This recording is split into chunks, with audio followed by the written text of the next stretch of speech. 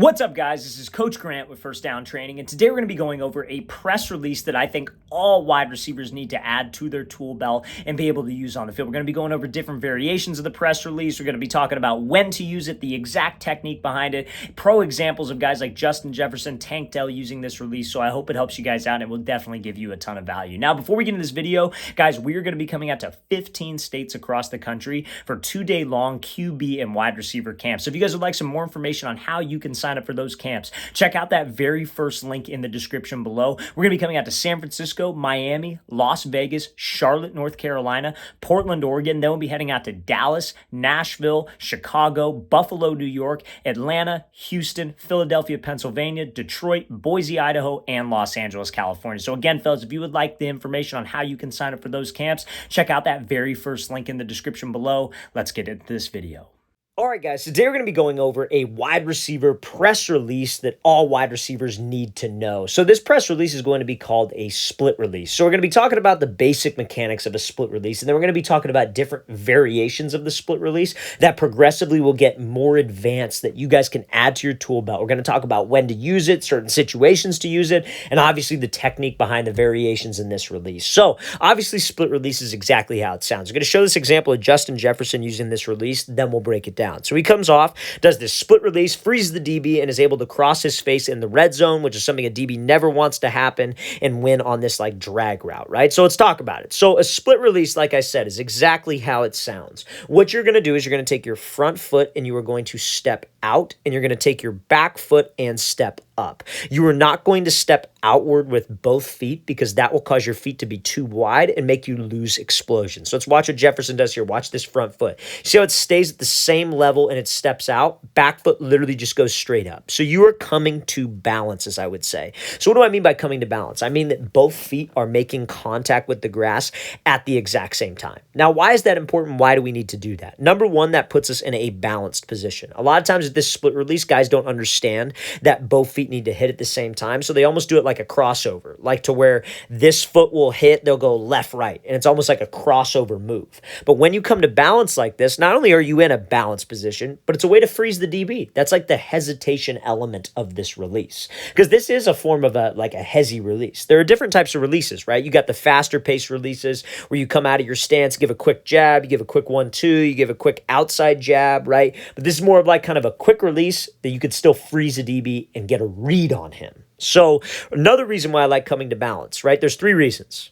We're more balanced. So like if this DB wants to get hands, we're not going to get completely knocked off myself. We got to pause for a second to freeze on this DB. And third, we can react. So like, let's say, for example, Jefferson had to run a fade, not a drag. And we do this split release. And the different variations of the split release we're going to talk about are big on this one, but we're going to get to that as this video progresses. So we do this split release. Let's say this DB, let's say we got to run a fade. Let's say he jumps to the inside. We freeze him and he shows his leverage. Because I'm in a balanced position, I could just push off of this foot, open up with the right, and go. You know what I mean? Now, let's say, for example, I come off the ball. I split. DB shades outside. I still got to run this fade. I could push off of this foot, open up to the inside, and go and get up into my route because I got to that balanced position. Now, everybody's, I would say, biggest knock or critique of this split release is, oh, well, when you freeze like this DB's just going to jam you and get hands. Now, like I said, remember, we want to be in a balanced position so I don't have that happen, but also your pad level is important. Something I tell my wide receivers is when you do this split release, you want to pretend you're underneath a small doorway and your head doesn't pop up. A lot of guys, when they do this release where they split their feet, they think of it like a hop. It's not a hop. If anything, it's like you're going down, if anything. You know what I mean? You want your head to stay at the same level. You literally just want your feet to split. And you want to keep a good forward lean with your pad level. Because if this guy does decide to get hands, at least you are in a base that's got some give and some balance. You're in a forward-leaning position, so you're more explosive, and we could easily get off of this route. So let's play this again full speed one more time. So this is a great example of that split release from Jefferson. That's about as good as it gets in terms of technique on a basic split release. So now, this next variation of a split, and as you guys can see, this receiver is obviously very twitchy.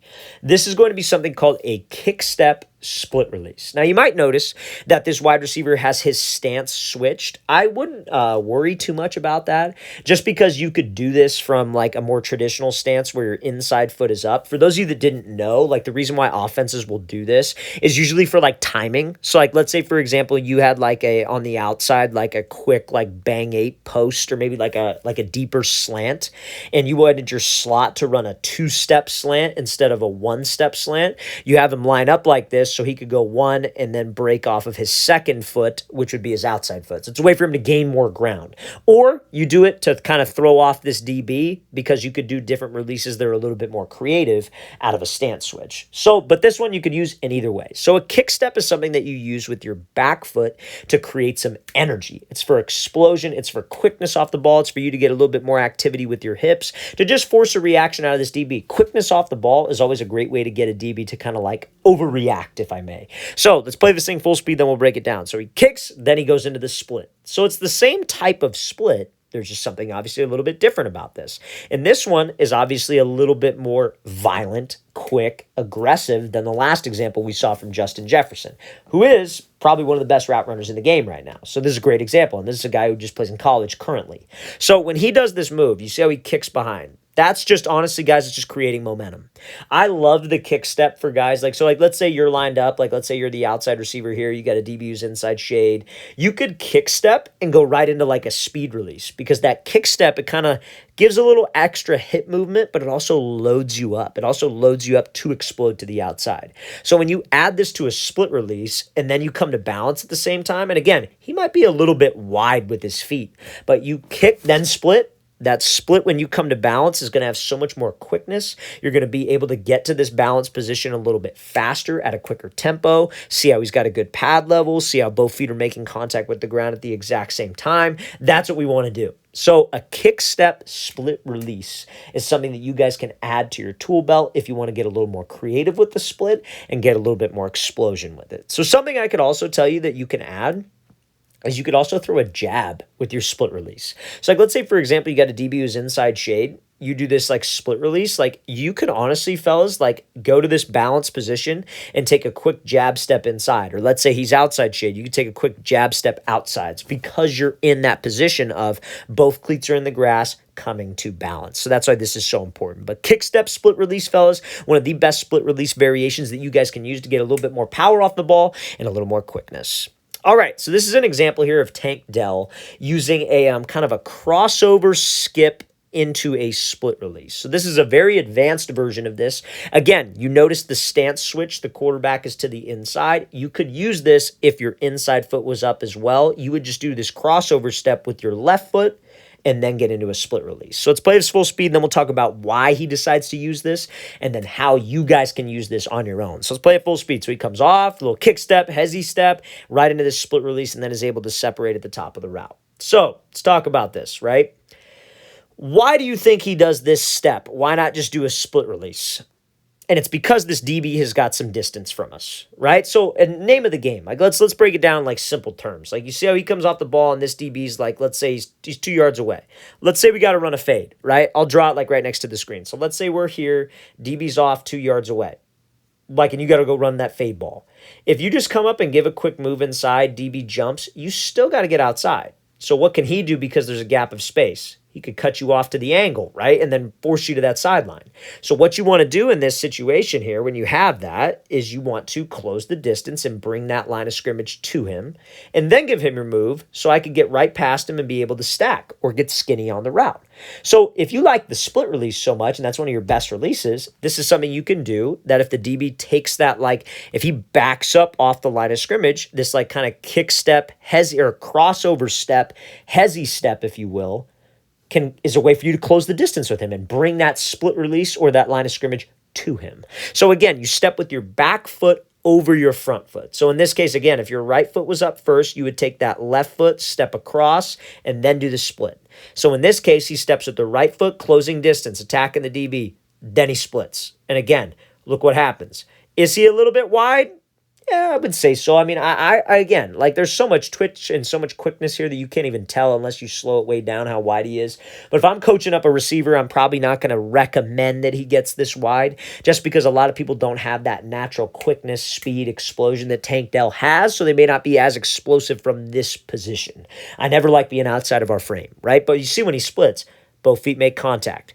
Low pad level position, slight forward lean. He's ready to go. He's ready to react. Because again, if you got a DB who's lined up in head up press and you close the space with him, while you're closing the space, you're just gathering info. You're seeing how is he going to play it? Is he going to shade inside? Is he going to shade outside? What's he going to do? So we close the space with him. We attack him. We see that he's just sitting there. We split. He jumps a little bit outside. All right, cool. I'm going to take the inside release, and I'm going to work to get back over the top. That is a textbook route right there by Tank Dell. Textbook like hezzy skip, if you will, or crossover step into a split release. Let's play this again, full speed one more time. Great job by Dell. Great variation of the split release that all wide receivers can add to their tool belt and to their game. All right, fellas, really want to thank you for watching. Always appreciate the feedback from you guys. So if you have any type of video content that you would like to see from us next or this following week, we'd love to hear from you. Any type of feedback is always much appreciated. And again, like we mentioned in the beginning of this video, fellas, if you'd like to train with us in 15 different cities this offseason, check out that very first link in the description below. We'd love to have you out. We're coming all the way from San Francisco, Miami, Philadelphia, Detroit, all over the place, you guys. So again, very first link in that description below. I'll see you guys next time.